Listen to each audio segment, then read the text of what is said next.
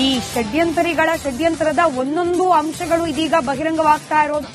ಸುಜಾತಾ ಭಟ್ ಹೇಳಿದ್ದ ಅನನ್ಯ ಭಟ್ ಕತೆ, ಇನ್ನು ಚಿನ್ನಯ್ಯ ಹೊತ್ತು ತಂದಿದ್ದ ಬುರುಡೆ ಕತೆ, ಇದೆಲ್ಲದರ ಅಂಶಗಳನ್ನ ಕೂಡ ವರದಿಯಲ್ಲಿ ಉಲ್ಲೇಖ ಮಾಡಲಾಗಿದೆ. ಕಾಡ್ನಿಂದ ಬುರುಡೆಯನ್ನ ತಂದು ಮಟನವರ್ ಅಪಾರ್ಟ್ಮೆಂಟ್ನಲ್ಲಿ ಅದನ್ನ ಇರಿಸಿ ನಂತರದಲ್ಲಿ ದೆಹಲಿವರೆಗೂ ಕೂಡ ಈ ಬುರುಡೆಯನ್ನ ತೆಗೆದುಕೊಂಡು ಹೋಗಿತ್ತು ಈ ಬುರುಡೆ ಗ್ಯಾಂಗ್. ದೆಹಲಿಯಿಂದ ಮತ್ತೆ ತಿಮರೋಡಿ ಮನೆಗೆ ಬುರುಡೆಯನ್ನ ಶಿಫ್ಟ್ ಮಾಡಲಾಗಿದೆ. ಡೀಟೇಲ್ಸ್ ನನ್ನ ಕಲೀಗ್ ನಾಗೇಂದ್ರ ಬಾಬು ನೀಡ್ತಾ ಇದ್ರು. ನಾಗೇಂದ್ರ ಬಾಬು, ಈ ಬುರುಡೆಯ ಟ್ರಾವೆಲ್ ಹಿಸ್ಟರಿ ಕೂಡ, ಅಂದ್ರೆ ಎಲ್ಲಿಂದ ತಂದ್ರು, ಎಲ್ಲಿಂದ ಎಲ್ಲಿಗೆ ಹೋಯ್ತು, ವಾಪಸ್ ಹೇಗ್ ಬಂತು, ಇದರ ಡೀಟೇಲ್ಸ್ ಕೂಡ ವರದಿಯಲ್ಲಿ ಉಲ್ಲೇಖ ಮಾಡಲಾಗಿದೆ. ಸ್ಮಿತಾ ನೋಡಿ, ಇವತ್ತು ತನಿಖಾ ವರದಿಯನ್ನ ಎಸ್ಐಟಿ ಸಬ್ಮಿಟ್ ಮಾಡಿರಬಹುದು, ಆದ್ರೆ ರಿಪಬ್ಲಿಕ್ ಕನ್ನಡ ಒಂದಷ್ಟು ಅಂಶಗಳನ್ನ ಇಟ್ಟುಕೊಂಡು ಈ ಹಿಂದೆಯೇ ಈ ವಿಚಾರವಾಗಿ ಕೂಡ ಸುದ್ದಿಯನ್ನ ಮಾಡಿತ್ತು. ಈ ಬುರುಡೆಯನ್ನ ತಂದಿದ್ದು ಚಿನ್ನಯ್ಯ ಅಲ್ಲ, ಬುರುಡೆಯನ್ನ ತಂದ ನಂತರ ಅದು ಮಹಿಳೆದ್ದು ಅಂತ ಹೇಳಿದ್ದು ಸುಳ್ಳು ಅಂತೇಳಿ ಫಸ್ಟ್ ಬ್ರೇಕಿಂಗ್ ಅನ್ನ ಮಾಡಿದ್ದೆ, ಫಸ್ಟ್ ಸುದ್ದಿಯನ್ನ ಬಿತ್ತರಿಸಿದೆ ರಿಪಬ್ಲಿಕ್ ಕನ್ನಡ. ಯಾಕೆಂತಂದ್ರೆ ಚಿನ್ನಯ್ಯ ಹೇಳಿದ್ದು ಆ ಬುರುಡೆ ಒಬ್ಬ ಮಹಿಳೆಯದ್ದು, ಅತ್ಯಾಚಾರ ಮಾಡಿ ಕೊಲೆ ಮಾಡಿ ಅದನ್ನ ಹೂತಿಟ್ಟಿದ್ದು ನಾನೇ ಅಂತೇಳಿ ಆತ ಕೋರ್ಟ್ನ ಮುಂದೆ ಹೇಳಿಕೆಯನ್ನ ಕೊಟ್ಟಿದ್ದ. ಆದ್ರೆ ಅದರ ರಿಪೋರ್ಟ್ ಸಮೇತವಾಗಿ ರಿಪಬ್ಲಿಕ್ ಕನ್ನಡ ಒಂದು ಸುದ್ದಿಯನ್ನ ಮಾಡುತ್ತೆ. ಕರ್ನಾಟಕ ರಾಜ್ಯದಲ್ಲಿರುವಂತಹ 2 ಪ್ರತಿಷ್ಠಿತ ಆಸ್ಪತ್ರೆಗಳಿಂದ ಆ ಬುರುಡೆ ಪುರುಷನದ್ದು ಅನ್ನುವ ರಿಪೋರ್ಟ್ ಅನ್ನ ಕೊಟ್ಟಿದೆ ಅಂತೇಳಿ ಆ ಸುದ್ದಿನ ಫಸ್ಟ್ ಬ್ರೇಕ್ ಮಾಡಿದ್ದು ರಿಪಬ್ಲಿಕ್ ಕನ್ನಡ. ಆದ್ರೆ ಅದಾದ ನಂತರ ಈ ತಲೆ ಬುರುಡೆಯನ್ನ ತಂದಿದ್ದು ಚಿನ್ನಯ್ಯನೇ ಆಗಿದ್ದಿದ್ರೆ ಚಿನ್ನಯ್ಯ ಯಾಕೆ ಆ ಸ್ಥಳವನ್ನ ತೋರಿಸ್ತಾ ಇಲ್ಲ ಅನ್ನುವ ಸುದ್ದಿಯನ್ನ ಕೂಡ ರಿಪಬ್ಲಿಕ್ ಕನ್ನಡ ಬಿತ್ತರಿಸಿತ್ತು. ಅದಾದ ನಂತರ ಬುರುಡೆ ತಂದು ಕೊಟ್ಟಿದ್ದು ಯಾರು ಅನ್ನುವ ಒಂದಷ್ಟು ಇನ್ವೆಸ್ಟಿಗೇಷನ್ ಅನ್ನ ಎಸ್ಐಟಿ ತನಿಖಾ ತಂಡ ಕೂಡ ಮಾಡೋದಕ್ಕೆ ಮುಂದಾದಂತ ಸಂದರ್ಭದಲ್ಲಿ ಖುದ್ದು ಆ ಬುರುಡೆಯನ್ನ ತಂದಿದ್ದು ಚಿನ್ನಯ್ಯ ಅಲ್ಲ, ಬದಲಾಗಿ ವಿಠಲ್ ಗೌಡ ಅನ್ನೋದು ಸ್ಪಷ್ಟವಾಗಿ ಗೊತ್ತಾಗಿರುತ್ತೆ. ಹಾಗಾಗಿ ವಿಠಲ್ ಗೌಡನನ್ನ ವಿಚಾರಣೆ ಕರೀತಾರೆ. ವಿಚಾರಣೆ ಸಂದರ್ಭದಲ್ಲಿ ಕೂಡ ವಿಠಲ್ ಗೌಡ ತಾನು ತಂದಿದ್ದು ಒಪ್ಕೊಳ್ತಾನೆ. ಅದೇ ರೀತಿಯಾಗಿ ತನ್ನ ಜೊತೆಯಲ್ಲಿ ಪ್ರದೀಪ್ ಅನ್ನೋನು ಕೂಡ ಇದ್ದ ಅಂತೇಳಿ ವಿಠಲ್ ಗೌಡ ಮಾಹಿತಿಯನ್ನು ಕೊಡ್ತಾನೆ. ಯಾವಾಗ ವಿಚಾರಣೆ ಆಗುತ್ತೋ, ವಿಚಾರಣೆ ಆದ ನಂತರ ಖುದ್ದು ವಿಠಲ್ ಗೌಡ ಒಂದು ವಿಡಿಯೋವನ್ನ ಮಾಡಿ ಅದನ್ನ ಸಾಮಾಜಿಕ ಜಾಲತಾಣದಲ್ಲಿ ಹರಿಬಿಡುವಂತ ಕೆಲಸವನ್ನ ಮಾಡ್ತಾನೆ. ಆ ಬುರುಡೆಯನ್ನ ತಂದಿದ್ದು ನಾನಂತ ಹೇಳ್ಕೊಂಡು ಈ ಷಡ್ಯಂತರಿಗಳ ಷಡ್ಯಂತ್ರದ ಒಂದೊಂದು ಅಂಶಗಳು ಇದೀಗ ಬಹಿರಂಗವಾಗ್ತಾ ಇರೋದು. ಸುಜಾತಾ ಭಟ್ ಹೇಳಿದ್ದ ಅನನ್ಯ ಭಟ್ ಕತೆ, ಇನ್ನು ಚಿನ್ನಯ್ಯ ಹೊತ್ತು ತಂದಿದ್ದ ಬುರುಡೆ ಕತೆ, ಇದೆಲ್ಲದರ ಅಂಶಗಳನ್ನ ಕೂಡ ವರದಿಯಲ್ಲಿ ಉಲ್ಲೇಖ ಮಾಡಲಾಗಿದೆ. ಕಾಡ್ನಿಂದ ಬುರುಡೆಯನ್ನ ತಂದು ಮಟನವರ್ ಅಪಾರ್ಟ್ಮೆಂಟ್ನಲ್ಲಿ ಅದನ್ನ ಇರಿಸಿ ನಂತರದಲ್ಲಿ ದೆಹಲಿವರೆಗೂ ಕೂಡ ಈ ಬುರುಡೆಯನ್ನ ತೆಗೆದುಕೊಂಡು ಹೋಗಿತ್ತು ಈ ಬುರುಡೆ ಗ್ಯಾಂಗ್.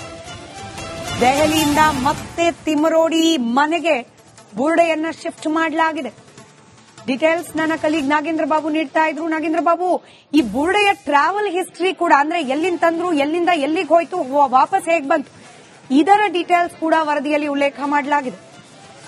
ಸ್ಮಿತಾ ನೋಡಿ, ಇವತ್ತು ತನಿಖಾ ವರದಿಯನ್ನ ಎಸ್ಐಟಿ ಸಬ್ಮಿಟ್ ಮಾಡಿರಬಹುದು, ಆದ್ರೆ ರಿಪಬ್ಲಿಕ್ ಕನ್ನಡ ಒಂದಷ್ಟು ಅಂಶಗಳನ್ನ ಇಟ್ಟುಕೊಂಡು ಈ ಹಿಂದೆಯೇ ಈ ವಿಚಾರವಾಗಿ ಕೂಡ ಸುದ್ದಿಯನ್ನ ಮಾಡಿತ್ತು.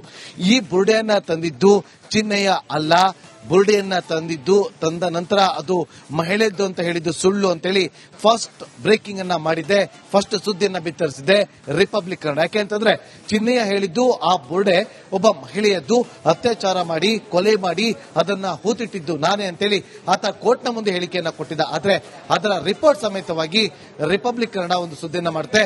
ಕರ್ನಾಟಕ ರಾಜ್ಯದಲ್ಲಿರುವಂತಹ 2 ಪ್ರತಿಷ್ಠಿತ ಆಸ್ಪತ್ರೆಗಳಿಂದ ಆ ಬುರುಡೆ ಪುರುಷನದ್ದು ಅನ್ನುವ ರಿಪೋರ್ಟ್ ಅನ್ನ ಕೊಟ್ಟಿದೆ ಅಂತೇಳಿ ಆ ಸುದ್ದಿನ ಫಸ್ಟ್ ಬ್ರೇಕ್ ಮಾಡಿದ್ದು ರಿಪಬ್ಲಿಕ್ ಕನ್ನಡ. ಆದ್ರೆ ಅದಾದ ನಂತರ ಈ ತಲೆ ಬುರುಡೆಯನ್ನ ತಂದಿದ್ದು ಚಿನ್ನಯ್ಯನೇ ಆಗಿದ್ದಿದ್ರೆ ಚಿನ್ನಯ್ಯ ಯಾಕೆ ಆ ಸ್ಥಳವನ್ನ ತೋರಿಸ್ತಾ ಇಲ್ಲ ಅನ್ನುವ ಸುದ್ದಿಯನ್ನ ಕೂಡ ರಿಪಬ್ಲಿಕ್ ಕನ್ನಡ ಬಿತ್ತರಿಸಿತ್ತು. ಅದಾದ ನಂತರ ಬುರುಡೆ ತಂದು ಕೊಟ್ಟಿದ್ದು ಯಾರು ಅನ್ನುವ ಒಂದಷ್ಟು ಇನ್ವೆಸ್ಟಿಗೇಷನ್ ಅನ್ನ ಎಸ್ಐಟಿ ತನಿಖಾ ತಂಡ ಕೂಡ ಮಾಡೋದಕ್ಕೆ ಮುಂದಾದಂತ ಸಂದರ್ಭದಲ್ಲಿ ಖುದ್ದು ಆ ಬುರುಡೆಯನ್ನ ತಂದಿದ್ದು ಚಿನ್ನಯ್ಯ ಅಲ್ಲ, ಬದಲಾಗಿ ವಿಠಲ್ ಗೌಡ ಅನ್ನೋದು ಸ್ಪಷ್ಟವಾಗಿ ಗೊತ್ತಾಗಿರುತ್ತೆ. ಹಾಗಾಗಿ ವಿಠಲ್ ಗೌಡನನ್ನ ವಿಚಾರಣೆ ಕರೀತಾರೆ. ವಿಚಾರಣೆ ಸಂದರ್ಭದಲ್ಲಿ ಕೂಡ ವಿಠಲ್ ಗೌಡ ತಾನು ತಂದಿದ್ದು ಒಪ್ಕೊಳ್ತಾನೆ. ಅದೇ ರೀತಿಯಾಗಿ ತನ್ನ ಜೊತೆಯಲ್ಲಿ ಪ್ರದೀಪ್ ಅನ್ನೋನು ಕೂಡ ಇದ್ದ ಅಂತೇಳಿ ವಿಠಲ್ ಗೌಡ ಮಾಹಿತಿಯನ್ನು ಕೊಡ್ತಾನೆ. ಯಾವಾಗ ವಿಚಾರಣೆ ಆಗುತ್ತೋ, ವಿಚಾರಣೆ ಆದ ನಂತರ ಖುದ್ದು ವಿಠಲ್ ಗೌಡ ಒಂದು ವಿಡಿಯೋವನ್ನ ಮಾಡಿ ಅದನ್ನ ಸಾಮಾಜಿಕ ಜಾಲತಾಣದಲ್ಲಿ ಹರಿಬಿಡುವಂತ ಕೆಲಸವನ್ನ ಮಾಡ್ತಾನೆ. ಆ ಬುರುಡೆಯನ್ನ ತಂದಿದ್ದು ನಾನಂತ ಹೇಳ್ಕೊಂಡು ಈ ಷಡ್ಯಂತರಿಗಳ ಷಡ್ಯಂತ್ರದ ಒಂದೊಂದು ಅಂಶಗಳು ಇದೀಗ ಬಹಿರಂಗವಾಗ್ತಾ ಇರೋದು. ಸುಜಾತಾ ಭಟ್ ಹೇಳಿದ್ದ ಅನನ್ಯ ಭಟ್ ಕತೆ, ಇನ್ನು ಚಿನ್ನಯ್ಯ ಹೊತ್ತು ತಂದಿದ್ದ ಬುರುಡೆ ಕತೆ, ಇದೆಲ್ಲದರ ಅಂಶಗಳನ್ನ ಕೂಡ ವರದಿಯಲ್ಲಿ ಉಲ್ಲೇಖ ಮಾಡಲಾಗಿದೆ. ಕಾಡ್ನಿಂದ ಬುರುಡೆಯನ್ನ ತಂದು ಮಟನವರ್ ಅಪಾರ್ಟ್ಮೆಂಟ್ನಲ್ಲಿ ಅದನ್ನ ಇರಿಸಿ ನಂತರದಲ್ಲಿ ದೆಹಲಿವರೆಗೂ ಕೂಡ ಈ ಬುರುಡೆಯನ್ನ ತೆಗೆದುಕೊಂಡು ಹೋಗಿತ್ತು ಈ ಬುರುಡೆ ಗ್ಯಾಂಗ್. ದೆಹಲಿಯಿಂದ ಮತ್ತೆ ತಿಮರೋಡಿ ಮನೆಗೆ ಬುರುಡೆಯನ್ನ ಶಿಫ್ಟ್ ಮಾಡಲಾಗಿದೆ. ಡೀಟೇಲ್ಸ್ ನನ್ನ ಕಲೀಗ್ ನಾಗೇಂದ್ರ ಬಾಬು ನೀಡ್ತಾ ಇದ್ರು. ನಾಗೇಂದ್ರ ಬಾಬು, ಈ ಬುರುಡೆಯ ಟ್ರಾವೆಲ್ ಹಿಸ್ಟ್ರಿ ಕೂಡ ಅಂದ್ರೆ ಎಲ್ಲಿಂದ ತಂದ್ರು, ಎಲ್ಲಿಂದ ಎಲ್ಲಿಗೆ ಹೋಯ್ತು, ವಾಪಸ್ ಹೇಗ್ ಬಂತು, ಇದರ ಡೀಟೇಲ್ಸ್ ಕೂಡ ವರದಿಯಲ್ಲಿ ಉಲ್ಲೇಖ ಮಾಡಲಾಗಿದೆ. ಸ್ಮಿತಾ ನೋಡಿ, ಇವತ್ತು ತನಿಖಾ ವರದಿಯನ್ನ ಎಸ್ಐಟಿ ಸಬ್ಮಿಟ್ ಮಾಡಿರಬಹುದು, ಆದ್ರೆ ರಿಪಬ್ಲಿಕ್ ಕನ್ನಡ ಒಂದಷ್ಟು ಅಂಶಗಳನ್ನ ಇಟ್ಟುಕೊಂಡು ಈ ಹಿಂದೆಯೇ ಈ ವಿಚಾರವಾಗಿ ಕೂಡ ಸುದ್ದಿಯನ್ನ ಮಾಡಿತ್ತು. ಈ ಬುರುಡೆಯನ್ನ ತಂದಿದ್ದು ಚಿನ್ನಯ್ಯ ಅಲ್ಲ, ಬುರುಡೆಯನ್ನ ತಂದ ನಂತರ ಅದು ಮಹಿಳೆದ್ದು ಅಂತ ಹೇಳಿದ್ದು ಸುಳ್ಳು ಅಂತೇಳಿ ಫಸ್ಟ್ ಬ್ರೇಕಿಂಗ್ ಅನ್ನ ಮಾಡಿದೆ, ಫಸ್ಟ್ ಸುದ್ದಿಯನ್ನ ಬಿತ್ತರಿಸಿದೆ ರಿಪಬ್ಲಿಕ್ ಕನ್ನಡ. ಯಾಕೆಂತಂದ್ರೆ ಚಿನ್ನಯ್ಯ ಹೇಳಿದ್ದು ಆ ಬುರುಡೆ ಒಬ್ಬ ಮಹಿಳೆಯದ್ದು, ಅತ್ಯಾಚಾರ ಮಾಡಿ ಕೊಲೆ ಮಾಡಿ ಅದನ್ನ ಹೂತಿಟ್ಟಿದ್ದು ನಾನೇ ಅಂತೇಳಿ ಆತ ಕೋರ್ಟ್ನ ಮುಂದೆ ಹೇಳಿಕೆಯನ್ನ ಕೊಟ್ಟಿದ್ದ. ಆದ್ರೆ ಅದರ ರಿಪೋರ್ಟ್ ಸಮೇತವಾಗಿ ರಿಪಬ್ಲಿಕ್ ಕನ್ನಡ ಒಂದು ಸುದ್ದಿಯನ್ನ ಮಾಡುತ್ತೆ.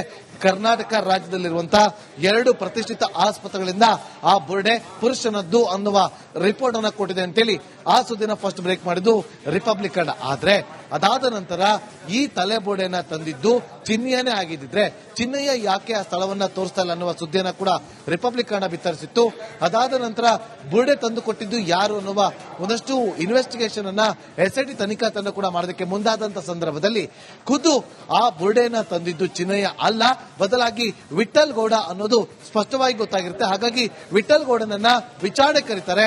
ವಿಚಾರಣೆ ಸಂದರ್ಭದಲ್ಲಿ ಕೂಡ ವಿಠಲ್ ಗೌಡ ತಾನು ತಂದಿದ್ದು ಒಪ್ಕೊಳ್ತಾನೆ. ಅದೇ ರೀತಿಯಾಗಿ ತನ್ನ ಜೊತೆಯಲ್ಲಿ ಪ್ರದೀಪ್ ಅನ್ನೋನು ಕೂಡ ಇದ್ದ ಅಂತೇಳಿ ವಿಠಲ್ ಗೌಡ ಮಾಹಿತಿಯನ್ನು ಕೊಡ್ತಾನೆ.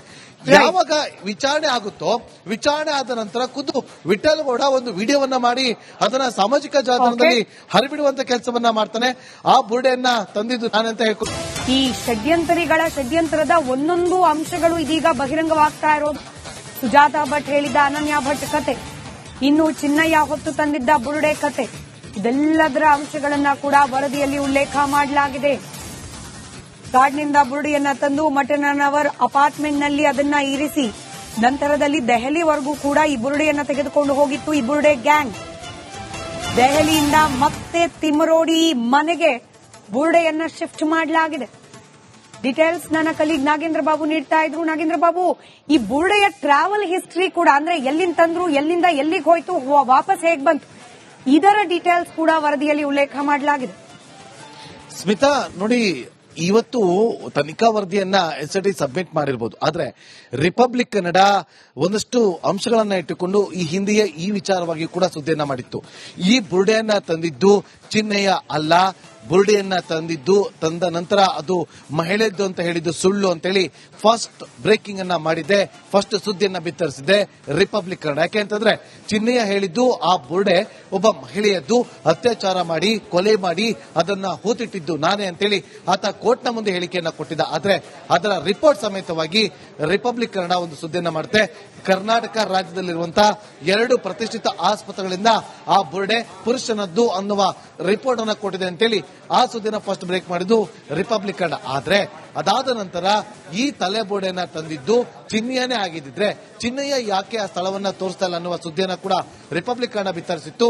ಅದಾದ ನಂತರ ಬುರುಡೆ ತಂದು ಕೊಟ್ಟಿದ್ದು ಯಾರು ಅನ್ನುವ ಒಂದಷ್ಟು ಇನ್ವೆಸ್ಟಿಗೇಷನ್ ಅನ್ನ ಎಸ್ಐಟಿ ತನಿಖಾ ತಂಡ ಕೂಡ ಮಾಡೋದಕ್ಕೆ ಮುಂದಾದಂತ ಸಂದರ್ಭದಲ್ಲಿ ಖುದ್ದು ಆ ಬುರುಡೆಯನ್ನ ತಂದಿದ್ದು ಚಿನ್ನಯ್ಯ ಅಲ್ಲ, ಬದಲಾಗಿ ವಿಠಲ್ ಗೌಡ ಅನ್ನೋದು ಸ್ಪಷ್ಟವಾಗಿ ಗೊತ್ತಾಗಿರುತ್ತೆ. ಹಾಗಾಗಿ ವಿಠಲ್ ಗೌಡನನ್ನ ವಿಚಾರಣೆ ಕರೀತಾರೆ. ವಿಚಾರಣೆ ಸಂದರ್ಭದಲ್ಲಿ ಕೂಡ ವಿಠಲ್ ಗೌಡ ತಾನು ತಂದಿದ್ದು ಒಪ್ಕೊಳ್ತಾನೆ. ಅದೇ ರೀತಿಯಾಗಿ ತನ್ನ ಜೊತೆಯಲ್ಲಿ ಪ್ರದೀಪ್ ಅನ್ನೋನು ಕೂಡ ಇದ್ದ ಅಂತೇಳಿ ವಿಠಲ್ ಗೌಡ ಮಾಹಿತಿಯನ್ನು ಕೊಡ್ತಾನೆ. ಯಾವಾಗ ವಿಚಾರಣೆ ಆಗುತ್ತೋ, ವಿಚಾರಣೆ ಆದ ನಂತರ ಖುದ್ದು ವಿಠಲ್ ಗೌಡ ಒಂದು ವಿಡಿಯೋವನ್ನ ಮಾಡಿ ಅದನ್ನ ಸಾಮಾಜಿಕ ಜಾಲತಾಣದಲ್ಲಿ ಹರಿಬಿಡುವಂತ ಕೆಲಸವನ್ನ ಮಾಡ್ತಾನೆ. ಆ ಬುರುಡೆಯನ್ನ ತಂದಿದ್ದು ನಾನಂತ